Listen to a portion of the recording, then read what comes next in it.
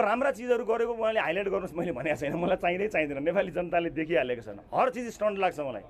अब म लाइन त्यो नागरिकता लिँदाखेरि म लाइन लागेको भए उहाँले स्टन्ट गर्नु, किन त्यो लाइन लाग्नुपर्ने केस होइन, मेरो विशेष केस हो नि, तपाईँलाई थाहा छ नि, त्यो विशेष केस हो नि होइन। लाइन लाग्नु पर्दैन त्यहाँ चाहिँ के भने अर्कै किसिमको व्यवस्था भावनाले सिडिओ कहाँ जानुपर्छ, निवेदन दिनुपर्छ, उहाँहरूले व्यवस्था गरे हो नि त। लाइन लाग्दा लाग्छु त, लाइन लाग्दै स्टन्ट गऱ्यो उहाँलाई, कत्रो पिर म गरौँ चाहिँ के त। अब बस चढ्यो एयरपोर्टमा जाँदा बस, किनभने म अघि पछि पनि सोध्नुहोस्, मलाई प्रायः चिनेको हुनाले सुरक्षाकर्मी साथीहरू सर भिआइपी रूपमा बस्नु न, सर भिआइपी भन्नुहुन्छ, म पर्दैन, मलाई भिआइपी म होइन, म बस्ने भनिरहन्थेँ। म मन्त्री हुँदा पनि गइनँ, मलाई त्यो उदा छैन पनि छैन। तर यो त एकदमै स्टन्टबाज, यो चाहिँ यसको चाहिँ नि पपुलर हुन खोज्ने यसको चाहना हो, लोकप्रिय हुने मेरो रहर चाहना हो।